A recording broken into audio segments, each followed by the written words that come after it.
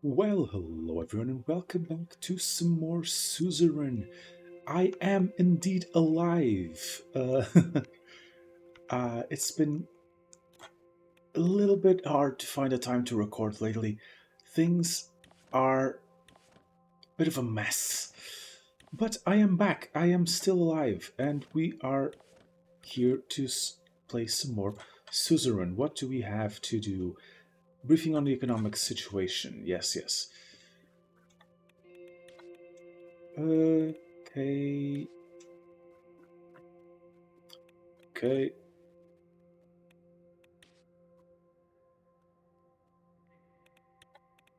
Okay. Simon Hole, Gus Smanger, and Lilias Graf were about to arrive at the White Room for our scheduled economy meeting. This was the room in the Maroon Palace where all important meetings were held. Two assistants arrived first, carrying a heavy projector. They stood with it by the door, waiting for the ministers to enter. From the hallway, I heard Lilias Graft's voice. She was using the patient, almost motherly tone she often took in heated arguments. Gus, do you really think that such an economically advanced area is in more need of investment than Agneland? Lelea's ministerial minister strode in. She was clad in shades of brown and beige, the only spot of color a bright yellow Dasnuris cross on her necklace. Gus followed close behind.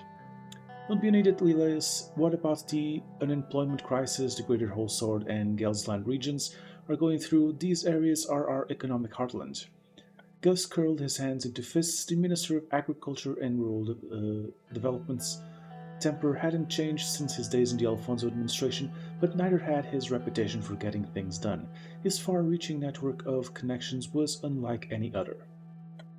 Simon Hole quickly stepped between the two ministers without looking at either of them. He cleared his throat. Good morning, Mr. President. Good morning, everyone. How are you? I'm very well and motivated, Mr. Rain. It seems our ministers are feeling the same. Just as expected. How's it going, Gus and Elias? It's looking good, sir, although there seems to be a lot of work that requires attention, especially about lifting people out of poverty. Certainly a challenge. I'm feeling fairly confident about the current state of affairs. We've already begun restructuring local governments and introducing new safety measures. Off to a good start. But I'm confident in your abilities. Well, if there's anything you need help with, reach out to me. Of course, Mr. President. Good to know. Thank you, Mr. President. Now I would like to show you the latest economic situation. Simon pulled a silk handkerchief out of his pocket and briefly wiped his glasses. My staff and I have comprehensively analyzed every aspect of. He was interrupted by a groan from one of the assistants by the door, both of whom were now visibly struggling to hold up the heavy projector. Oh, you can put that there. He pointed below the painting of President Sol. The assistants placed the projector next to the table and installed a white screen on the wall. Leave now, I mean. Thank you, and please leave now. The assistants left the cabinet room. I was reminded that Simon had never quite had a way with people, but his facility with numbers had made him the most sought after economic specialist in Swordland. Simon started looking for his slides. He always carried documentation around with him. Okay, wait. Elias leaned to the table and spoke. Simon, what happened to the new police station construction in Estord? While going through his briefcase, he paused for a moment to answer. It got stalled due to a government property boundary issue. I have been meaning to look at it. I can take a look at that one. Estord needs all the security help it can get. Sure, more time for me to spend on analysis. His eyes glittered when he finally found the slides he were looking for. He was looking for. Um, there have been some developments about the Swordish Ren losing further value today. We have been trying to stabilize it with the central bank. The recession of 51 put enormous pressure on the economy, resulting in the collapse of the value of our currency. The entire situation was a significant cause of concern for our administration. What would you like to know about the current economic situation? Okay, what's our GDP in that situation? Our current GDP is 310 billion Swedish Ren, and the national debt is 427 billion. It's still hard to fathom that we lost nearly 150 billion in wealth. The past 3 years were tough. Okay, what is our unemployment and inflation rate? Unemployment has skyrocketed and is now at a staggering 16%. That is not good, and the inflation is at a relative high of 10%. Unemployment is increasing crime and drug use. We need to get people off the streets. The inflation isn't helping our average citizen either. Okay, what is the status of the recession? The economy has been in recession of about negative 6% in the past year. The average GDP has dropped from 15,454 Swedish rand per capita to 10,359 Swedish rand from 51 to now. This administration's success depends on our ability to stop the recession. The sooner we can reach GDP growth, the better. I have all the information needed. Let's move on to the economic strategy. Simon scattered the paper stack in front of him in an orderly manner and took a final look at his notes before clearing his throat. As you can see, the situation is alarming, but not everything is negative.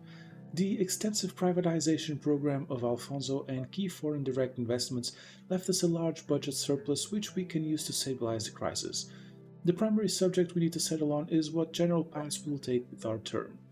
Solonomics-based nationalization happened in the 30s and Alfonso's privatization began during the end of the 40s. What will our administration focus on? One of our main promises was to promote a planned economy to stop the recession. To be frank, I still don't think this was a good idea. We shouldn't go back to Solonomics, it's the reason of the recession. Nonsense! The reason of the recession was Alfonso and his straying from Solonomics. Self-sufficiency will help us in tough times. Simon ignored the statement.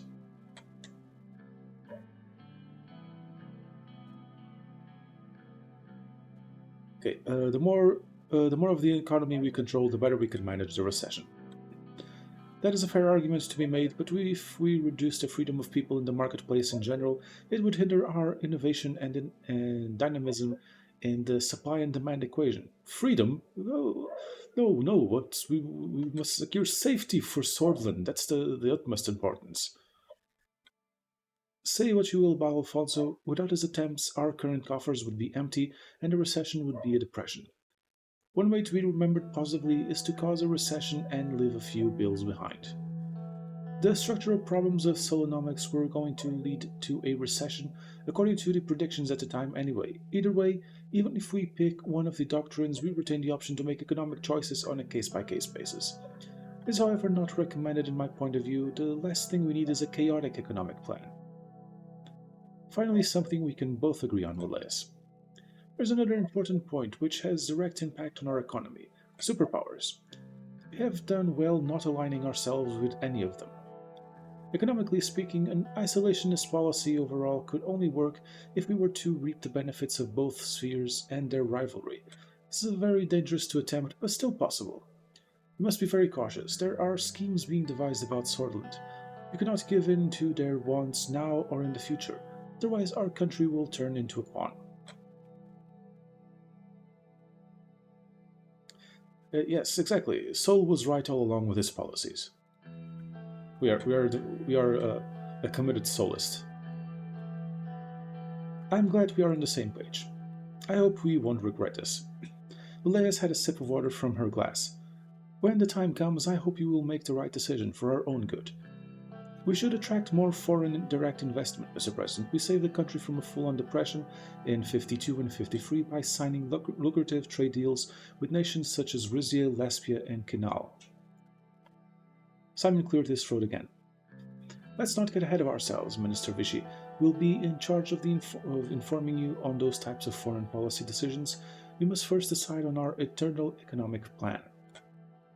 Simon put forward a legal document outlining the possibilities with both economic doctrines listed.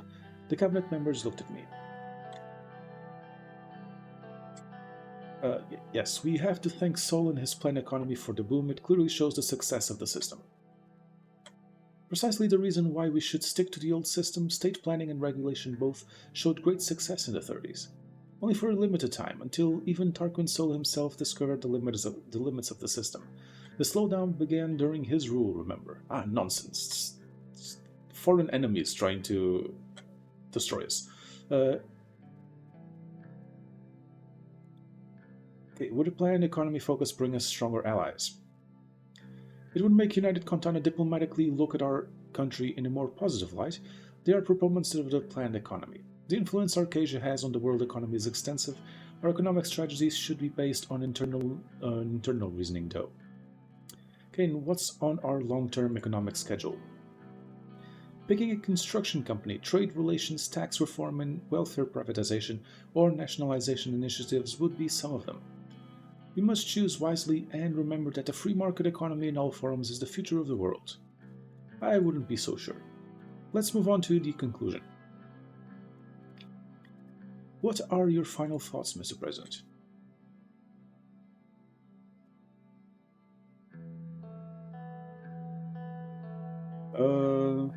Yeah, critical institutions must remain in state control. We must be fully responsible in delivering services.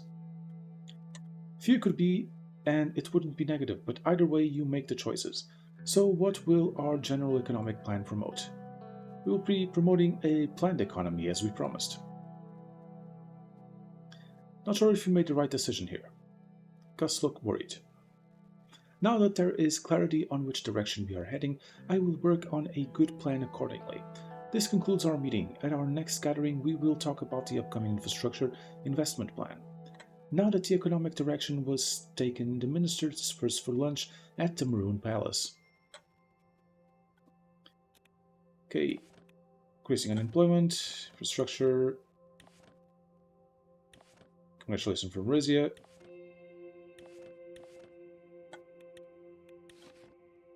Okay, tourism.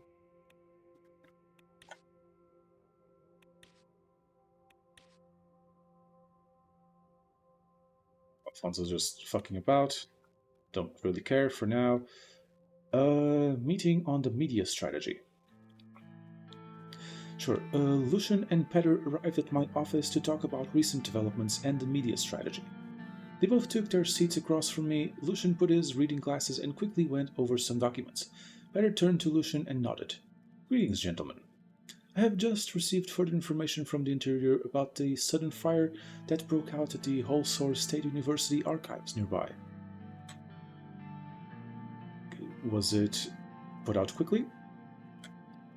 Our firefighters put out the fire as soon as they could, yet it had been burning for 6 hours, so extensive damage was done to the archives and the building. I will arrange medals to recognize their bravery for doing their best. The whole Sword Fire Department is full of tough champs. The information we received raises some eyebrows. The initial reports from the Whole Sword Police Chief indicate a potential arson case. In accordance with protocol, the Sworders Intelligence Directory has been called. Is the SID really necessary for this? Why would anyone hit the archives of a university in the first place? I see no logical motive there. It seems like the chief suspects foreign sabotage. They informed us that a large section of the archive had been destroyed. It included tens of thousands of globally recognized research documents in original by the great thinkers of our people. The barbarians destroying research.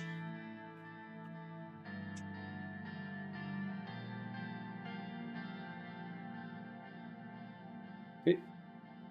Sure, but we're soulless, so we're concerned about who did it. Back to Petter's point, we're not concerned about the knowledge lost. We're concerned about punishing the criminals and keeping security. Back to Petter's point, if this was arson, what could the motive have been? The fact that the employee records have been destroyed along with the research documents raises further questions. Luckily, most originals have copies in the other universities and some international libraries. The first edition of my favorite book, The Geopolitics of Swordland by Hermann Equa, was destroyed too. Maybe just a freak accident, we do have copies of most important works, so no single fire can eradicate our knowledge. I see no point in destroying employee records either. It's the spy! More importantly, Lucian mentioned that Marcel Caronti contacted him.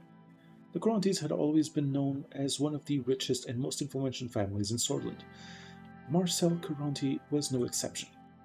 He was the oldest son of Conrad Caronti, the industrialist and media mogul who founded HOS, the richest man in the entirety of Swordland. Lucian turned to me. He has offered to meet with you, Mr. President. Why is Conrad sending his son? He unfortunately passed away today. After the passing of his father, may he rest in peace, Marcel aims to become the next CEO of the HOS conglomerate. He mentioned a productive collaboration. They are a powerful and influential media conglomerate. To start with, they own the Swordland Today newspaper, the Swordish Broadcasting Corporation, the which means it would be wise to have them by our side. Sorry for interrupting. Yes, sounds like there is potential there. We work closely with our friends in business to maintain control.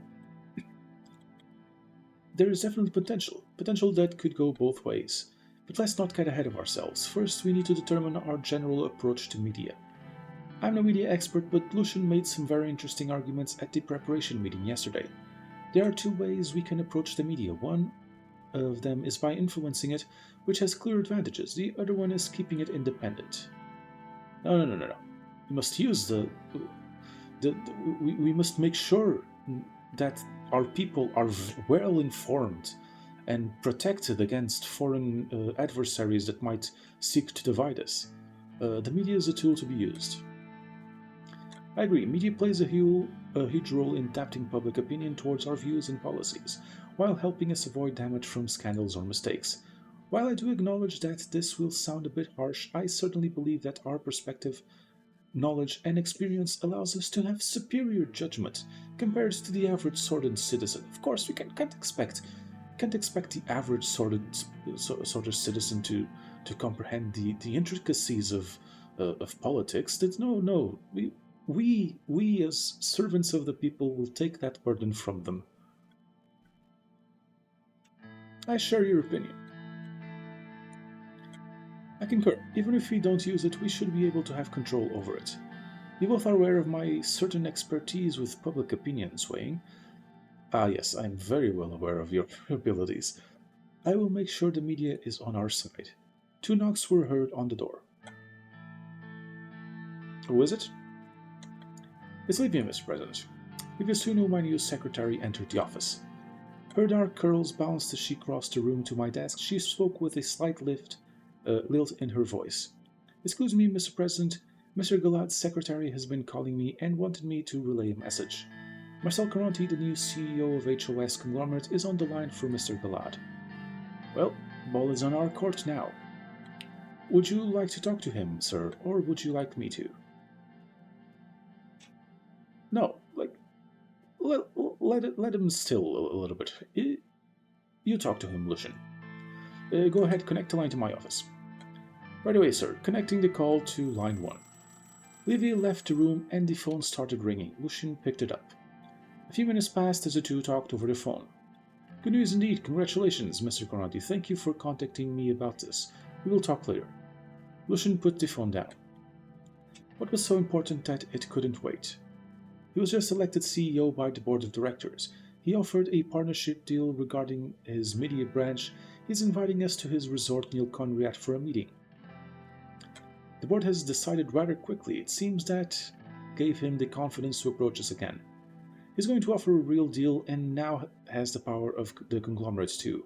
The choice is up to you, Mr. President. I can set up the meeting soon. Yes, arrange the meeting with Mr. Conti. I'll set things up right away. Expect a worthwhile meeting next month. It's settled then. Looking forward to next month. I wonder if he has a pool. Lucian looked at his watch. It appears we're done for today. We will continue here. We will continue where we left off later. Thank you for your time. We'll work with Marcel. Keep it up. Lucian and Peter nodded before gathering their documents and leaving my office. We were already getting the attention of key figures and potentially dangerous ones. Indeed. Okay, tourism potential, party committee.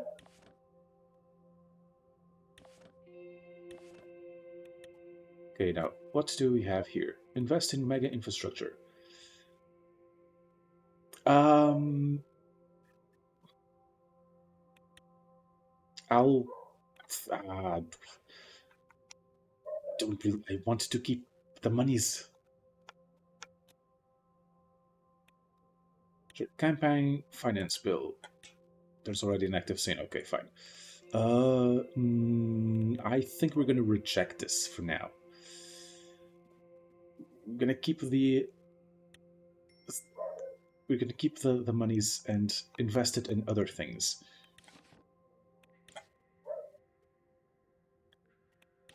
Okay.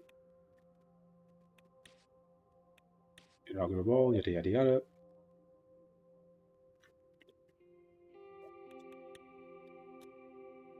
Okay, campaign finance bill. Uh, Local support is a president's influence with substantial increase in the election budget for the USP. I mean, it's for the best. It's for it's for the betterment of democracy. You see, I must pass it.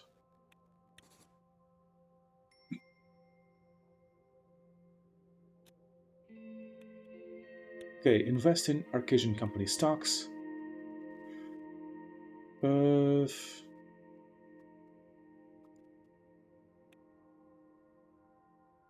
sure. Let's invest. Why not? I might regret that, but okay. Electoral funding reform. USP hijacks it. Like no. We're protecting the elections. Now, time for us to go to the ball. I'm sure nothing bad is gonna happen. What gave you that idea? I had just finished buttoning up my suit jacket when the doorbell rang. The Presidential Guard had arrived to pick us up for the inaugural ball. The ball was a 3 decade old tradition, breathlessly anticipated by politicians, bureaucrats, and the press. All eyes were about to be on me. I called on Monica to get the children ready. Looking in the mirror, I straightened my tie and took a deep breath. After tonight, there would be no turning back. Suddenly, Diana hugged me from behind. Startling me a little, Monica had fixed her hair into an elaborate braid, woven through with ribbons. Papa, Mama told me it's time to go. Yes, hello, darling. I'm still gonna treat her like a princess. Come on, I'm not that much of a. Even if we're so like, yeah, Diana can do no wrong in our eyes. We're gonna send we're gonna send the we're gonna send Fred straight to the military academy, but Diana is the perfect child. Hello, darling. I am ready. Where is your brother? Not Fred. Frank. I think Frank is still upstairs. She shrugged. It was almost time to leave. The big ball was starting in less than an hour. Darling Frank, it's time. Monica came down the stairs. She was wearing a simple yet elegant beige sheathed dress and short heels. Her hair had been neatly pinned into a chignon, showing off the pearl earrings I had given her for our 15th anniversary. All those years she had stayed by my side, now we were about to begin the most challenging chapter in our lives yet. How do you do, Mr. President? Sure, kiss her hand. We are a gentleman, of course. She extended a gloved hand and I raised it to my lips. Now, where the hell is Frank? Frank! Are we gonna be that antagonistic to the kid? Yes, of course, we're disappointed. Uh, I'm gonna regret this. Frank rushed down the stairs. I'm here. Frank tugged at the collar of his new tuxedo. He seemed ill at ease. Are you good to go, Frank? Yes, the sooner we go, the sooner it'll be over, right? Papa, are these people going to be around us from now on? She pointed at the Presidential Guard at the doors of the house. Yes, Sorden's most important family needs extra protection. It's all right, baby. They're here to make sure nothing bad happens to your papa or his family. Monica and Dina's hand together, flanked by the guards, we walked out the door. Halfway to the car, Frank stopped abruptly and turned toward me. Dad, do I really have to go? Couldn't I stay home instead? Nonsense. You have responsibilities.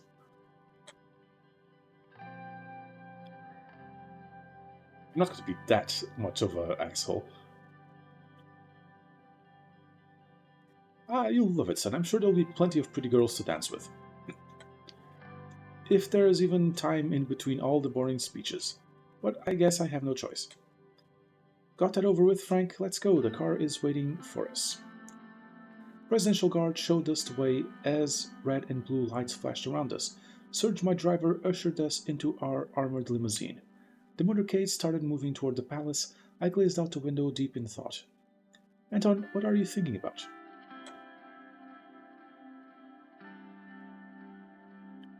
I was thinking that we've come a long way together, haven't we? Yes, we have, and there is still so much that we'll accomplish, side by side. Just remember, no matter what happens, the children and I will always be here for you. I'm going to help Papa fix everything. Of course you are. Frank rolled his eyes. I know you will, honey. Yes, this means a great deal to me. After what seemed like just a few moments, the convoy slowed to a halt. Serge rolled down the limousine's soundproof partition. You're here, sir. I hope you enjoyed the drive. Much appreciated. How are you today? I'm just as good as I can be, but today is your day, sir. I am glad you are in charge now. You know, my entire family voted for you. Good man. Yeah, thank you and your family. I'm here with all of your support. No reason to thank me, sir. You are the one who sparked a glimmer of hope in us all. Serge opened the door for me. The normally imposing palace was festooned with garish banners that nearly made it look cheerful. A line of shiny luxury sedans stretched around it. Politicians, bureaucrats, and celebrities, the creme de la creme of the southern elite, streamed inside the building. Good luck out there, Mr. President. I'll see you on the trip home. I stepped out and immediately found myself surrounded by loud voices and camera flashes. Hordes of eager journalists thrust their portable microphones my way. My guards fended most of them off, but one woman managed to dodge them and corner me. I recognized the Swedish Broadcasting Company logo on her press lanyard. Mr. President, do you plan on working together with the opposition parties on the expected constitutional reforms?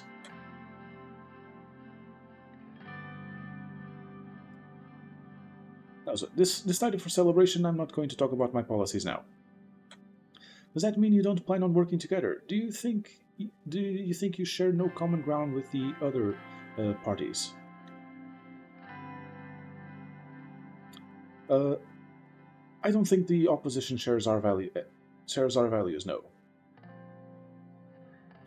One more question. One of your first acts as president was to sign a campaign finance law allocating public election funds by seats in the assembly as opposed to number of votes. Is this a deliberate attempt to defund the Communist Party and the Blue Deal Workers' Party, neither of which have reached the election threshold? They're dangerous seditionists. Must control the communist threat.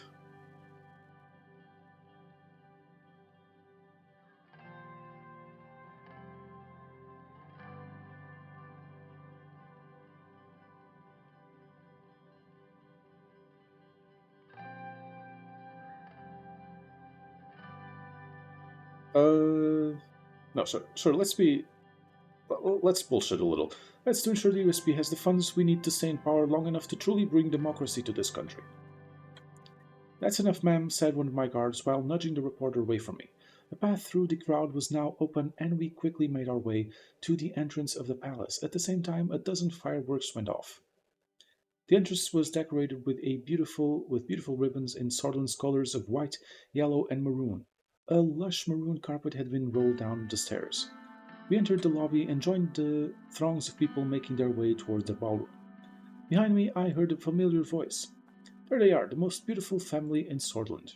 Uncle Peter. Hi, Uncle Peter. It's great to see you. You are growing faster than I am getting wiser. Are you sure you've gotten any wiser, Peter? Maybe not. After all, I am still sticking with you.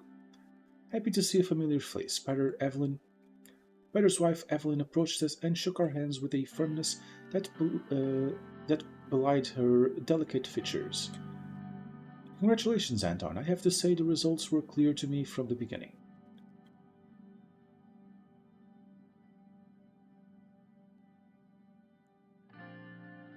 Appreciate it, Evelyn. It means a lot. The pleasure is mine. I think it's time to celebrate this victory. I hope you will show the same enthusiasm on the job. Of course I will. You know me. I work as hard as I play. No, you definitely play harder. Not a lot of working. He gave a short smile that looked halfway genuine. He seemed uncomfortable. Monica, how are you? You barely said a word. I'm more than relieved to have this roller coaster ride over with, but of course now the real work begins. Yes, managing the help, planning parties, daily trips to the salon to look your best for foreign dignitaries.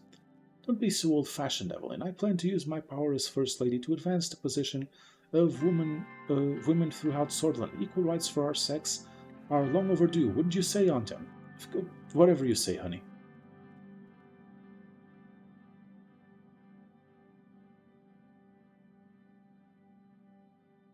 That's my wife, never content to be just a pretty face. Monica flashed me a smile. Diana suddenly jumped in between us and tugged my sleeve. Papa, can we go? I want to see the ballroom. Of course, darling. Come on, yeah, it's Diana. We're gonna give her whatever she wants. Move to the ballroom. We left the lobby and made our way towards the ballroom. Inside, we were yet again surrounded by a noisy crowd, but this time it was the politicians who sought to appease the new authority in Swordland. I spent the next few hours shaking hands, joining various conversations, some serious, some superficial, and making speeches. Finally settled down at our dinner table with the veterans as the band started playing some slow jazz tunes. That was tiring. If I have to shake another hand again. Suddenly a loud banging noise echoed from outside the ballroom, then another one and another. I didn't interesting. I didn't run into the poet before he got shot. Um Guessing that's probably due to my choices uh, of not being in the Communist Party or something. The musicians stopped playing. Everyone in the room was looking around in confusion. Peter and I turned toward each other, realization dawning on both of our faces. Fireworks? No, gunshots. As soon as Monica heard the word, she lunged from her seat. Shield Monica and the kids. I threw myself on Monica, Diana, and Frank to shield them. Papa, what's happening? I knew it. We never should have gone. Chaos broke out as some guests flung themselves under their tables and others ran towards the doors, screaming. Dina burst into tears while Frank tried to comfort her, hiding the fear in his own eyes. 3 more gunshots rang out loudly. Mr. President, are you all right? Karl Greiser, head of the Swedish police force, was running towards us with 3 more police officers in decorated uniforms. They all had their guns drawn. As soon as he made it to us and saw that we were unharmed, he let out a big sigh of relief. Thank God. What the hell is going on? 1 second, Mr. President. He turned around quickly to his men. Check the perimeter now. Paul Jensen, follow my lead. We will bring them to the safe room. He now turned to Monica, Evelyn, and the children and spoke in a softer voice. Not worried, the situation is now under control. Please follow me. We promptly followed Karl through the winding halls and corridors of the palace. His men still had their guns drawn, which did nothing to ease the tensions. On the way, Peter made an attempt to break the silence. What a fucking night. Can't you shut your mouth for a bit? Karl turned to us with a serious face as we were about to round the corner. Quiet, please. Sorry, I talk when I get nervous. Peter, shut up. Karl flipped a switch on the wall and a panel opened, revealing a hidden staircase leading to a large reinforced door. Inside, a set of emergency lights flickered on. The safe room was comfortable and spacious with expensive-looking leather sofas. Small security monitors on the wall displayed grainy footage of each room in the palace. There was a wardroom and a pantry containing enough provisions to last us months. Monica and Evelyn sat the children down and started wiping their tears. Karl stepped away from us and made a few radio calls. When he was done, he returned to me and Peter. So, tell me, Karl, do I have clowns for a security force? As I raised my voice, he lowered his head in respect. No, sir. And tell me how this circus show happened in my ball. The room went quiet. Peter seemed like he was about to say something, but with one look from me, he stopped. I'm sorry, sir. I will personally conduct the investigation into our palace security force. Once we figured out what is going on, I can assure you I will be relentless in dealing with incompetence. Good. Okay, let's tone it down now. Good. So what is going on? Call's radio suddenly crackled to life. Every second felt like an eternity as he pressed his ear to the receiver. When it fell silent, he turned to us. Good news, we are not in any danger at the moment. The situation has been dealt with and the perimeter has been secured by the guards and the police. He glanced toward Monica, Evelyn, and the kids. If I may, sir. He gestured towards a more private corner of the room and started speaking more quietly. This is what we know so far. We have confirmed that two people were gunned down in front of the palace. The attacker is one of them, and we have reason to believe he was working alone. He fired 3 shots at an MP, to the head, one to the head, 2 to the body, instantly killing him. Presidential guards at the palace immediately shot and killed the attacker. He has not been identified yet and will require an investigation. The MP that was killed was identified as Bernard Circus. This is huge, Anton. This will cause a lot of problems. A lot of problems. Peter pulled out 2 cigarettes and handed me one. He then turned to Evelyn. I could hear him trying to reassure her that everything was going to be alright. Monica was still trying to tend to Diana as Frank paced the room, mumbling that he should have stayed home. Okay, sure, let's comfort Monica and the kids. Sure, nothing like this will ever happen again. I will make sure of it. We can't be sure of anything anymore, Anton. I lit my cigarette and took a deep drag. I was going to see this through and keep my family safe at all costs. I crushed the cigarette on the ashtray. There will be hell to pay, most definitely. But that will have to be left for the next episode. Thank you all very much for watching. As always, I have been Pope. Please do remember to like, comment, and indeed subscribe. I will see you all next time.